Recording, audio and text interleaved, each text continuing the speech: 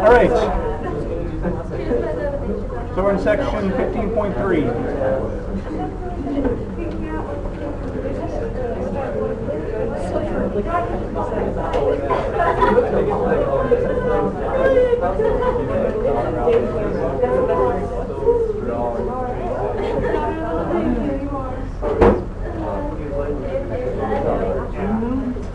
All right. Yeah, he was halfway to school and then had to go back. So I want to start. Let's get going, guys.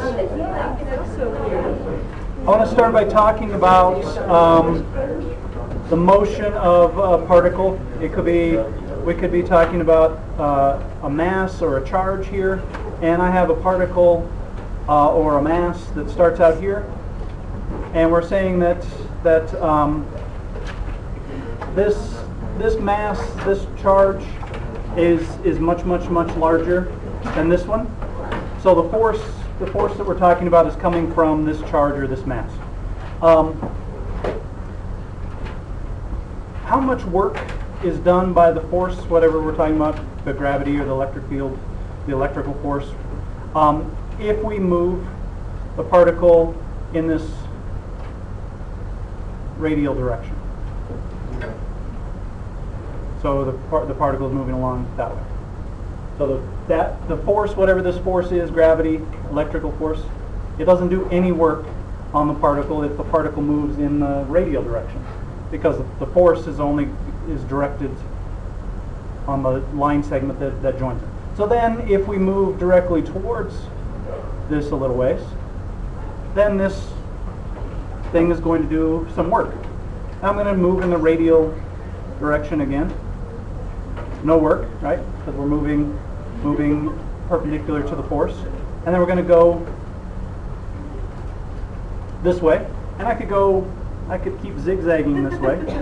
And it doesn't matter when I move in this direction at a constant radius, this, whatever it is, mass, charge, doesn't do any work. We go this way, and let's say our particle ends here.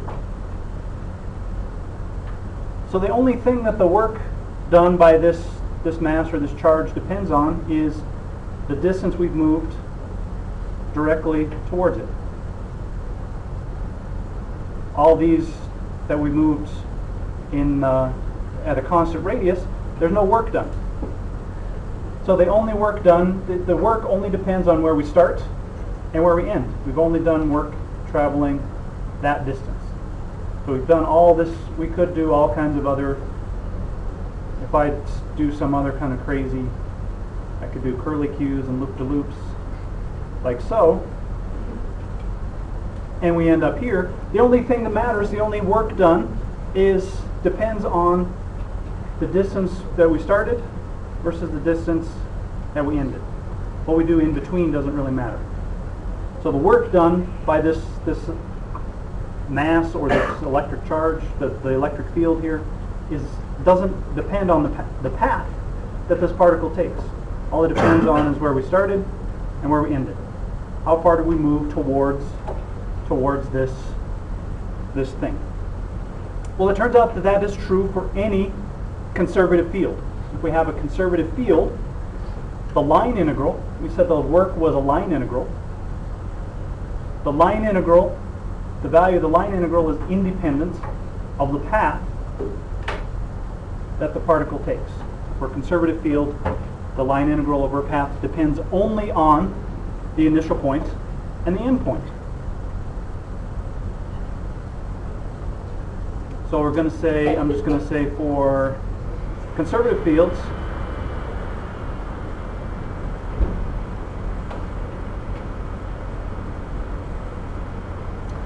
the line integral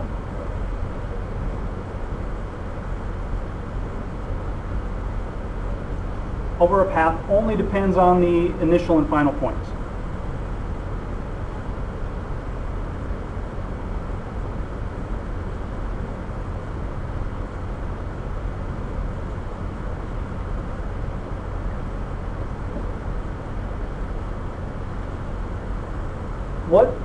Now, thinking back to when we first talked about this idea of a conservative field, how do we know a field is conservative?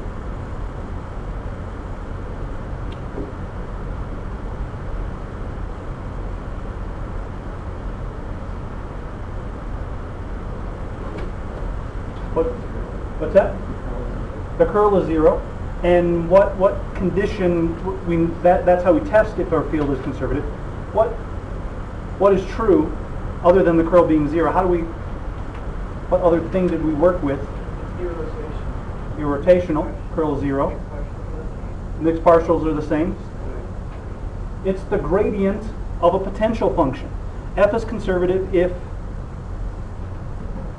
f is the gradient of some potential function.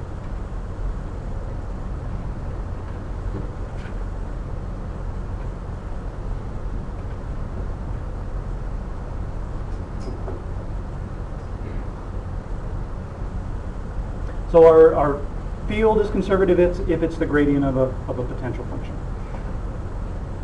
And we're going to use this in just a second when we go through our proof of the fundamental theorem of line integrals. So what we're saying is our line integral only depends on the initial and the final points. And that's how we're going to evaluate our line integral if we know we have a conservative field. So we'll state the fundamental theorem of line integrals, and then we'll use this fact that our field, a conservative field, comes from the gradient of a potential function to see why it works. So this idea leads us to our fundamental theorem of line integrals.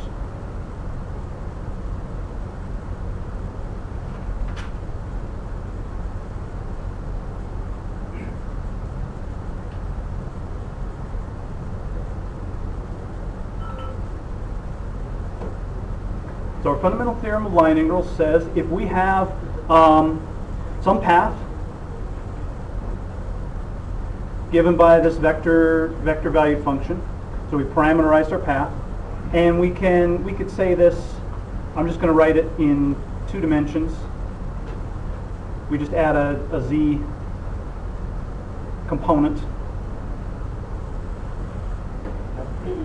if we want to move to 3 dimensions. A is less than b, a is less than t, less than or equal to b, and we're in some open region.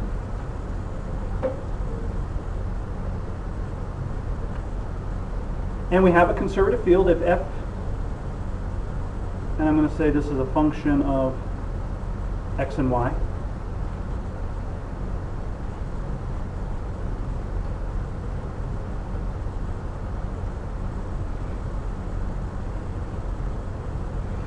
And our f and, we're going to say f, I should have written this before, x equals m I hat plus n j hat. And m and n are continuous. They're nice functions. They're not. So in this region where our curve is defined, m and n are nice functions. Then our line integral on our path of f dot dr is the line integral of the gradient of f dot dr, and that equals the gradient function evaluated at point B.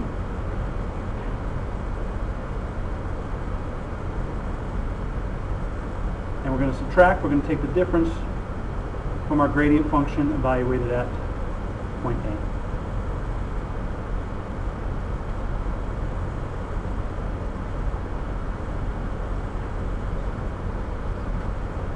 So this is exactly like our fundamental theorem of calculus for a single variable function.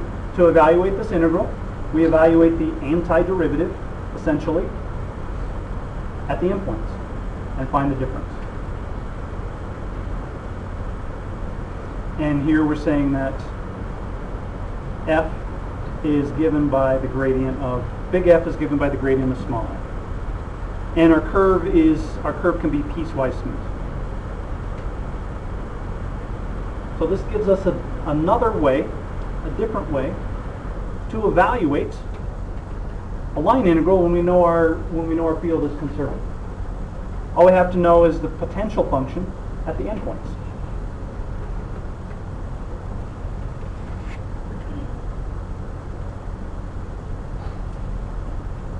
So let's take a look at why this works. We're going to do our quick proof. The proof is very easy. Since f equals the gradient, big F equals a gradient of small f,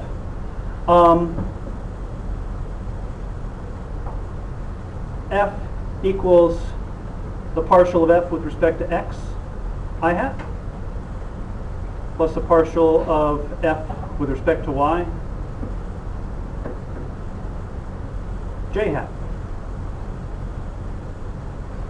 And f dot dr, to do our line integral, f dot dr equals df dx, partial of x with respect to t, plus the partial of f with respect to y, partial of y with respect to t. So when we take our dr is just the derivative of our parameterization. So this is f dot dr. By the multivariable chain rule,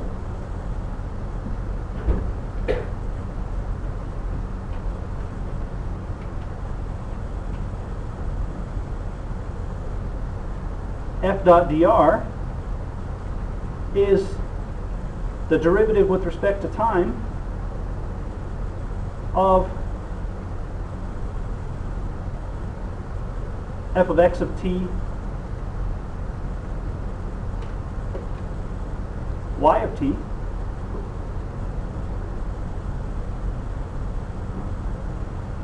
let's see, do I need one more set of parentheses? Yes. So this is the derivative with respect to time of f by the chain rule. So we have that the line integral of f dot dr equals the integral from a to b of the derivative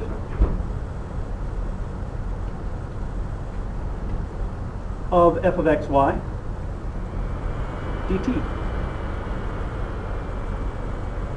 And the integral of a derivative is just the function itself. And that's going to be just what we wrote before. X of b, y of b, minus f of x of a, y of a, by the fundamental theorem of calculus.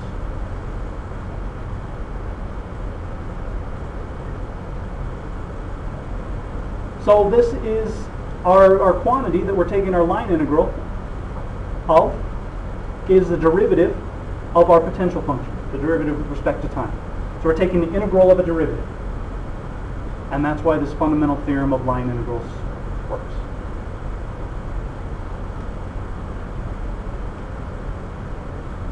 So let me ask this question. Is everybody good, before I ask my question, everybody good with what we're saying here about the fundamental theorem of line integrals? So our field is conservative. All that matters is the initial point and the final point. What if we're on a closed path? What if the initial point and the final point are the same? What would this integral evaluate to? 0. So if we have a conservative field, the line integral over a closed path is always 0. So that is a nice piece of information, a nice tool to have. So for a closed curve, our line integral equals 0.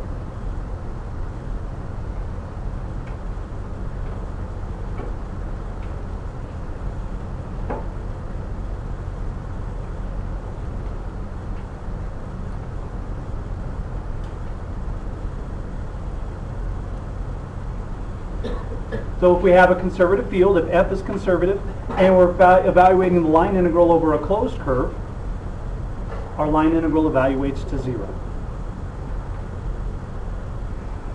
Another way that we can say this, that our line integral only depending on the endpoints, is that it doesn't matter, and we did that in the very beginning, it doesn't matter what path we use to get from the beginning point to the end point. If we have a conservative field, the line integral is going to have the same value no matter what path we choose. So if we have a conservative field and we have some really messy line integral over a really complicated path, we can ignore that path and pick any easier path between the 2 points and evaluate the line integral between those 2 points. So the way we say that is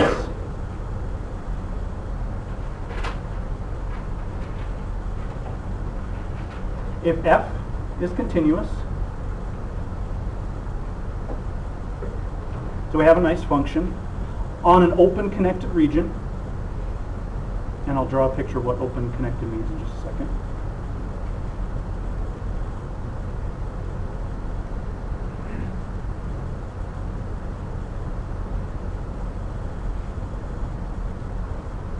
The line integral of f dot dr is independent of path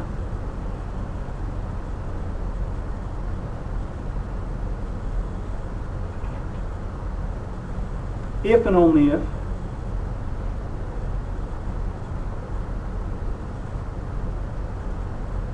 f is conservative.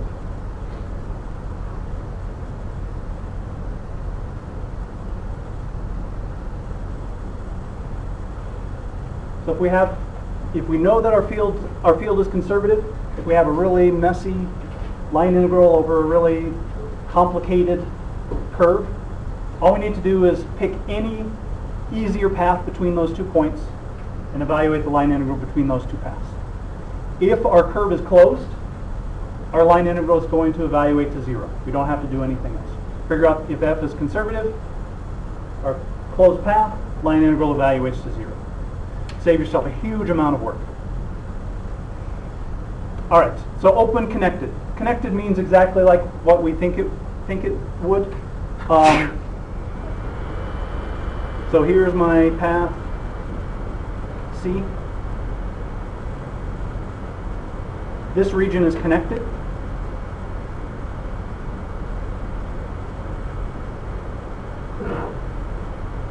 This region would not be connected. So we can't have our field and our path defined on some region where we have a jump in between. We have to have a nice region.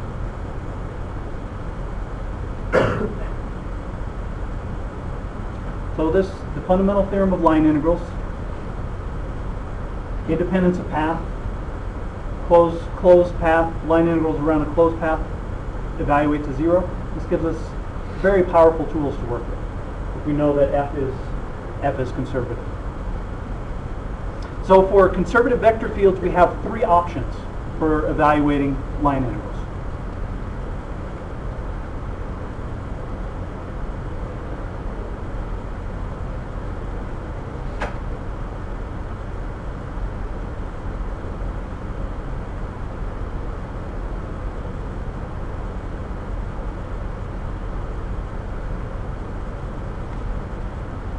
So our 3 options, we can evaluate it as is.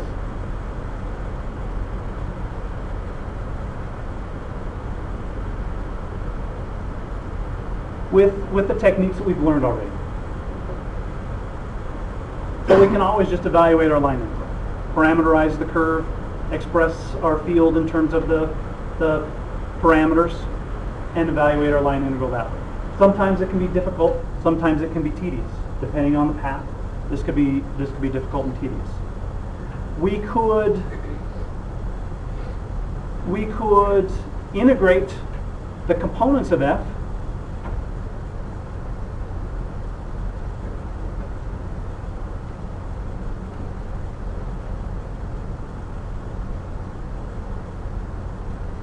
to find our potential function.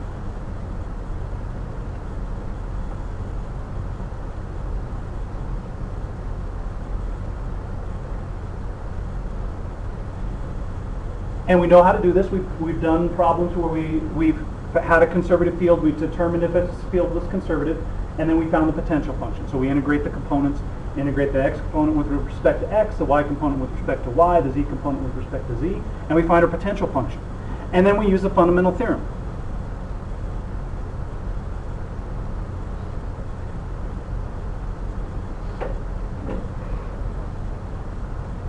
So we evaluate the potential functions at the endpoints and find the difference. So that's our second option. Our third option, and this is the one that's really nice, is pick any easier path.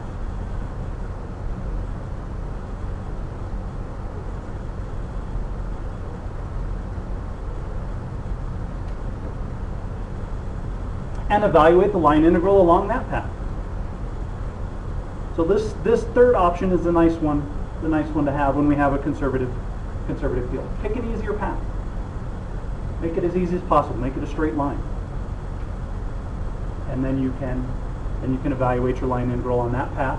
And what we've decided is that the line integral is going to evaluate to the same quantity.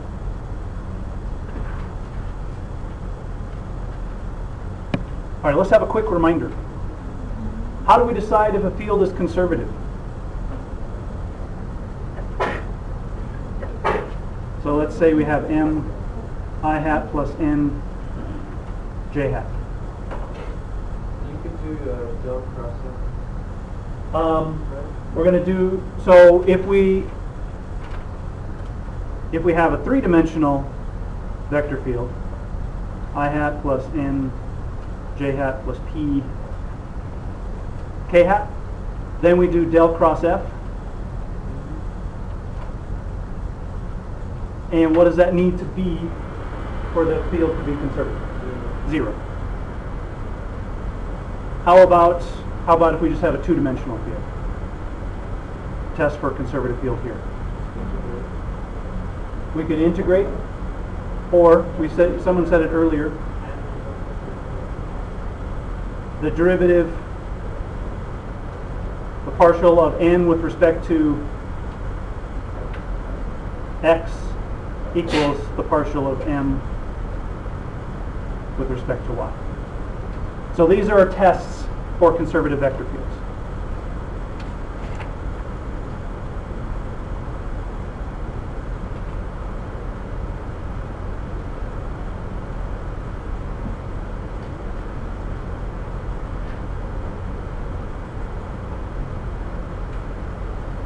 So from here on out, when you're evaluating a line integral, the first thing you should do is see if the field is conservative. If it's conservative, you can save a lot of work by picking an easier path.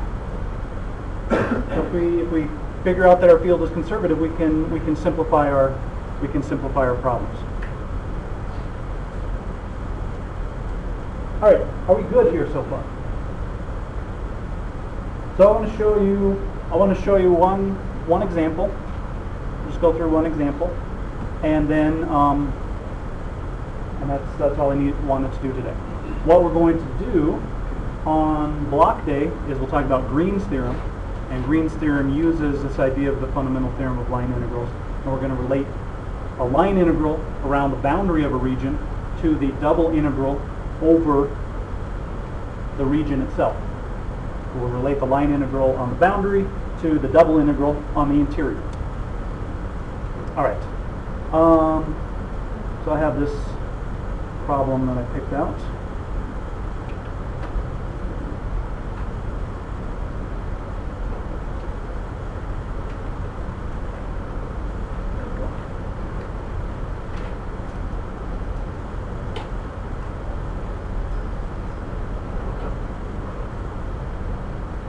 All right, so we have, the problem asks us to evaluate this line integral.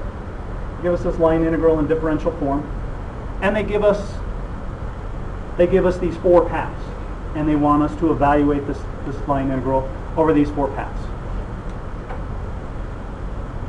So our problem says find the integral over c of f dot dr for these four paths. So what should we do first here? let's see if this field is conservative. So we say that f is m I hat plus n j hat. So m here equals 2x minus 3y plus 1. And n is the other component, minus 3x plus y minus 5. So we'll take our partial derivatives. So the partial dm dy, partial of m with respect to y, is negative 3, and the partial of n with respect to x is negative 3. So our field is conservative.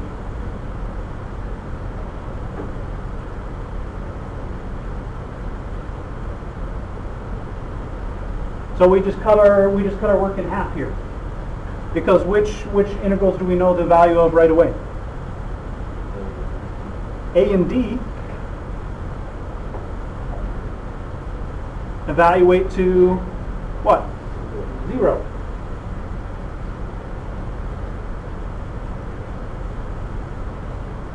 Since we have a conservative field, those are closed paths. We don't have to do anything else. We say our field is conservative, that's a closed path. That line integral evaluates to 0.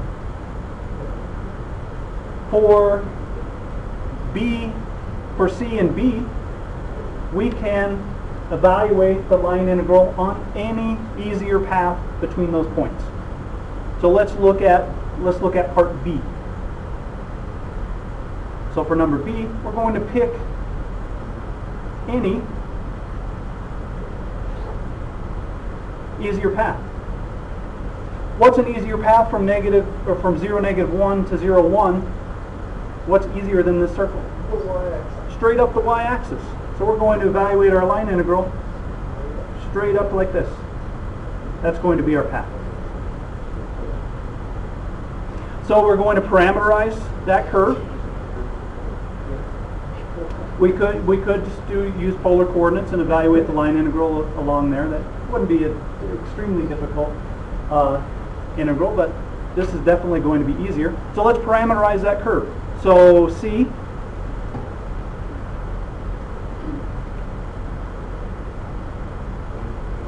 how are we going to parameterize that?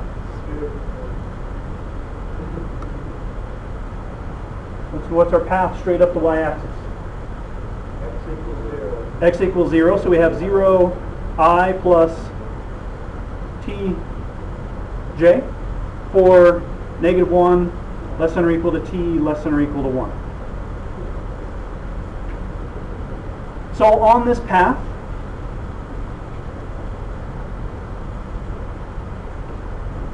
x equals 0, dx equals 0. So this entire portion of the integral goes away. So all we have to do is parameterize this one and evaluate that integral. So on the path, y equals t, dy equals dt.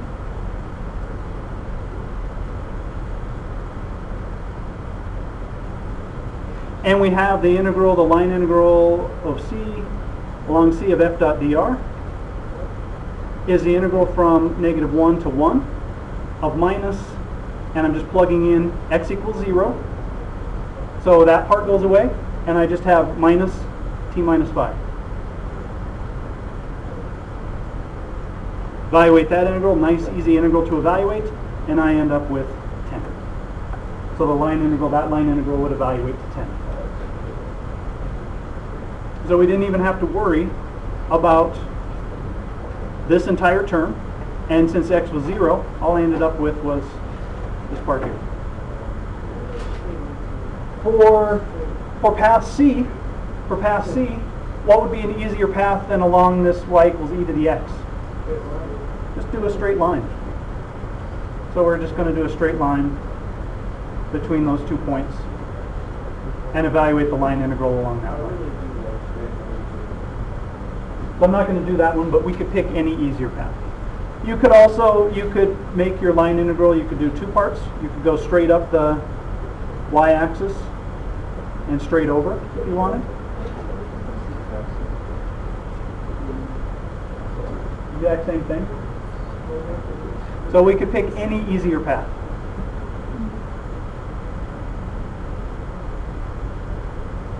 So this gives us, this opens up a whole new toolbox to use when we're evaluating line integrals. All right, questions? So we're trying to pick the most complicated path that we could. Straight up out of the screen first, right? And then spiral down. All right, so equivalent conditions. Equivalent conditions. So when you see these things in problems, or when they come up in problems, they tell you the same thing.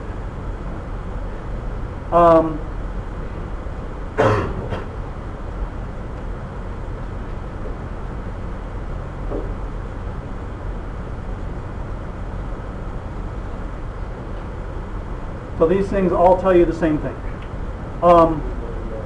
F is conservative.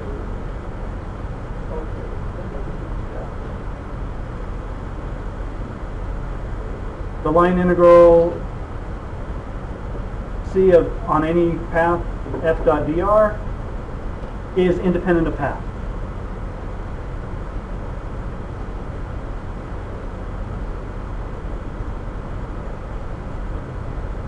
The line integral of f dot dr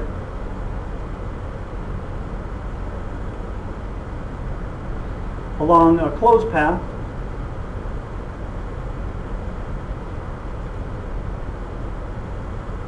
equals 0. So all three of these things are telling us the same thing. If you know that our line integral is independent of path, you know that our field is conservative.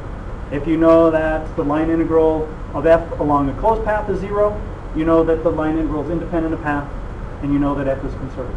So all of these things tell you exactly the same thing. And we're going to, like I said, what we're going to do with this fundamental theorem of line integrals is we're going to extend this a little bit and relate the line integral on the boundary of a region to the double integral over the interior of a region. And then as we move towards the end of the chapter, that's what we're going to do with surface integrals. We'll relate the surface integral, the line integral around the boundary of a surface, to the double integral over the surface. We'll have to talk about what a surface integral means, and we'll talk about the double integral over the surface of some region, of a solid region, and relate that to the triple integral over the solid, the interior of the region. That's kind of what we're doing with all of these things. All right, questions? On my YouTube channel, and I'll also post up the notes, we've talked about conservative fields, and we haven't really talked about what they conserve. Well, it turns out that we call them conservative fields because conservative fields conserve energy. So if we have a gravitational field, if we have a electric field, these conservative fields conserve energy. So what I've done, I posted up a video. It's called the 15.3 supplement.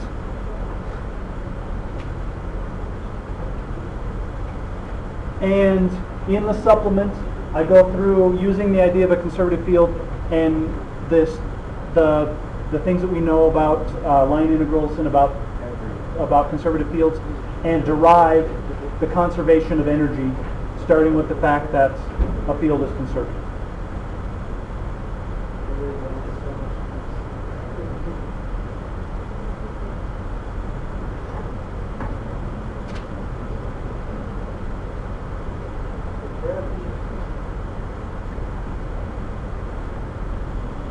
So it's nice we can start with this idea of our field being conservative, and we can derive the conservation of energy using what we know. So I would recommend you go through that and just take a look at it, watch it. It has some nice vector operations using what we know about vectors to come up with this idea of conservation of energy. All right, Homework.